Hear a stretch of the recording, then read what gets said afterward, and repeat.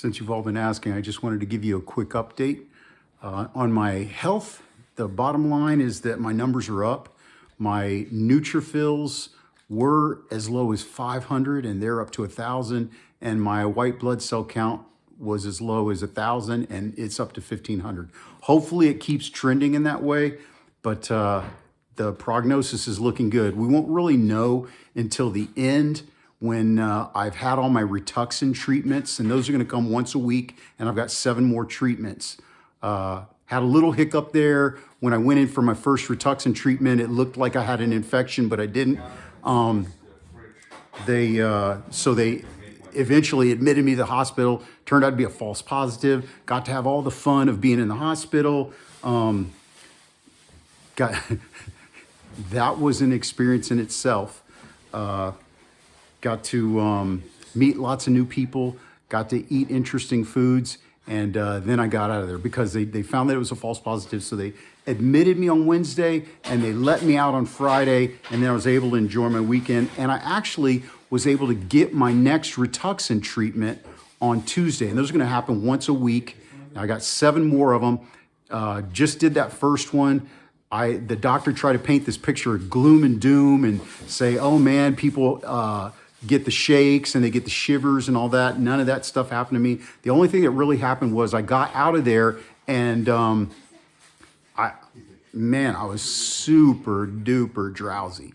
So that I didn't really like about Rituxin, but I mean, in the end, if it makes me cancer free, 2 thumbs up. Made a list of thoughts that I wrote down, some of the pros and cons of cancer. That unfortunately, one of the cons is, my butt hair and my back hair are still intact. The Rituxin, that makes you drowsy. It's like a bad trip on cough medicine. Getting these IVs, they have to check my blood all the time, so it means I have to keep getting stuck. That's not so fun.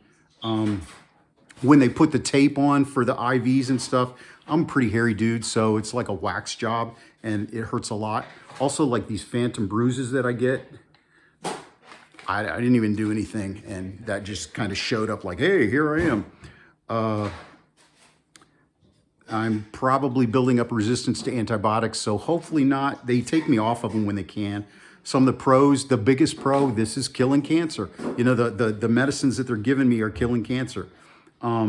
My hair has stayed in and it's actually gotten a little more body, but I don't know if that's because I haven't dyed it in a while. I think the dye makes it goes kind of flat. But anyway, so I cut all the gray off the sides, got a haircut. I'm kind of matching my brother now, except I have more beard than he does. And then, because No Shave November, he's got the little goat and I got the man beard.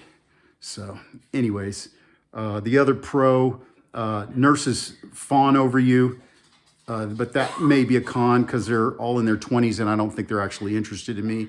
And the ones that are my age, they're usually married. Let's see. There was one tech, interestingly enough, she took this young Asian girl, she noticed how hairy I was. It was like in that movie, what's that James Franco movie where they did North Korea, the dictator, I think it was, where she was, oh, you're like grizzly. And I don't know, she noticed that I was fairly hairy. I was like, yeah, well, sorry.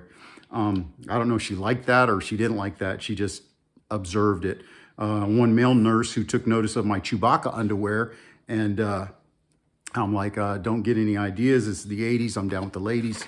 And then, but you know what, you guys, in the end, this really boils down to attitude. In my case, I choose humor and prayer. And, I thank you for all your prayers and well wishes. And that completes my update. Love ya.